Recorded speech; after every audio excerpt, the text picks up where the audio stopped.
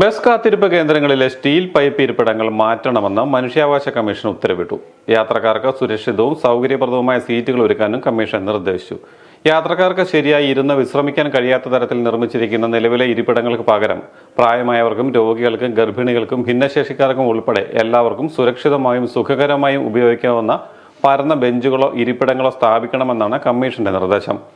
Bus കാത്തിരിപ്പ് കേന്ദ്രങ്ങളിൽ ആളുകൾ കിടന്നുറങ്ങുന്നത് തടയുക എന്ന ലക്ഷ്യത്തോടെയാണ് പൊതുമരാമത്ത് വകുപ്പും തദ്ദേശ സ്വയംഭരണ സ്ഥാപനങ്ങളും ചേർന്ന് പല സ്ഥലങ്ങളിലും സ്റ്റീൽ പൈപ്പ് ഇരിപ്പിടങ്ങൾ സ്ഥാപിച്ചത്.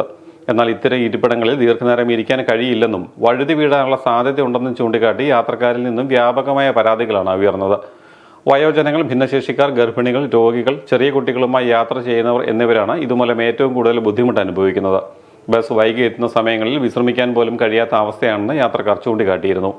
യാത്രക്കാർക്ക് വിശ്രമ സൗകര്യം ഒരുക്കേണ്ട ബസ് കാത്തിരിപ്പ് കേന്ദ്രങ്ങൾ യഥാർത്ഥ ലക്ഷ്യം നിറവേറ്റുന്നില്ലെന്നും നിലവിലെ ഇരിപ്പിട സംവിധാനം മനുഷ്യ സൗഹൃദമല്ലെന്നും പാലാ പൗരാവകാശ സമിതി പ്രസിഡന്റ് ജോയി കള്ളിക്കൽ പറഞ്ഞു.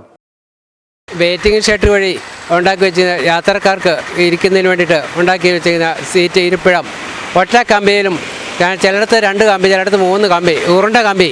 ഈ ഉരുണ്ട കമ്പിമേൽ ഇരിക്കുമ്പോൾ ഉണ്ടാകുന്ന അസ്വസ്ഥത അത് യാത്ര ചെയ്യുന്ന ആൾക്കാർക്ക് മാത്രമേ അതിൻ്റെ ബുദ്ധിമുട്ട്, ഇരിക്കുന്നവർക്ക് മാത്രമേ അതിൻ്റെ ബുദ്ധിമുട്ട് അറിയത്തുള്ളൂ. ഇത് കോടതി വിധി പോലുണ്ട്, ഇങ്ങനെയുള്ള സീറ്റ്, ഇങ്ങനെയുള്ള കമ്പി ഇരിപ്പിടം ഉണ്ടാക്കരുത് എന്നുണ്ട്. സാധാരണ ജനങ്ങൾക്ക് കൊടുക്കുന്ന നികുതി പണം കൊണ്ട് ഇത് ഉണ്ടാക്കി വെക്കുന്ന ജനപ്രതിനിധികളോ അല്ലെങ്കിൽ വേണ്ട ഉദ്യോഗസ്ഥന്മാരോ ആരും ഈ കമ്പിയെ വന്നിരിക്കാറില്ല. സാധാരണക്കാർ നികുതി നൽകുന്ന ജനങ്ങളാണ് ഈ ബുദ്ധിമുട്ട് അനുഭവിക്കുന്നത്. ജനങ്ങൾ നൽകുന്ന നികുതി പണം സുരക്ഷിതമായി ഇരിക്കാനുള്ള ഇരിപ്പിടം ഉണ്ടാക്കുന്നതിന് പകരം അവർക്ക് ഇഷ്ടമുള്ള അവരുടെ ഭാവനയ്ക്കനുസരിച്ച് എന്തെങ്കിലും ഉണ്ടാക്കി വെക്കുക. അതിൻ്റെ ദുരിതങ്ങൾ മുഴുവൻ ഏറ്റുവാങ്ങേണ്ട വരുന്ന സാധാരണക്കാരായ യാത്രക്കാരായ ജനങ്ങളാണ്. അപ്പോൾ ഇത് മാറ്റി ഫ്ലാറ്റായിട്ടുള്ള നല്ല ഇരിപ്പിടം ഉണ്ടാക്കുന്ന ആവശ്യമായ നടപടികൾ സ്വീകരിക്കണം. ഇത് കോടതി വിധി വരെ ഇതിന് ഉള്ളതാണ്.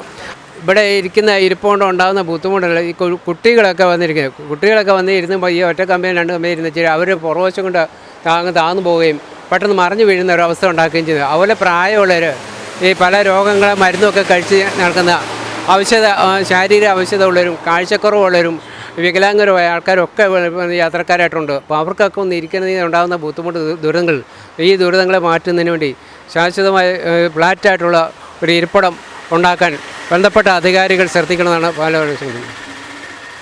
ജനരോഷമുയർന്നതും തുടർച്ചയായി ലഭിച്ച പരാതികളും പരിഗണിച്ചാണ് സംസ്ഥാന മനുഷ്യാവകാശ കമ്മീഷൻ സ്വമേധയാ കേസ് രജിസ്റ്റർ ചെയ്ത് വിഷയത്തിൽ ഇടപെട്ടത്. പൊതുജനങ്ങൾക്ക് ഒരുക്കുന്ന അടിസ്ഥാന സൗകര്യങ്ങൾ അവരെ ബുദ്ധിമുട്ടിക്കുന്നതോ ആരോഗ്യത്തിനും സുരക്ഷയ്ക്കും ഭീഷണിയാകുന്നതോ ആയിരിക്കരുതെന്ന് കമ്മീഷൻ നിരീക്ഷിച്ചു.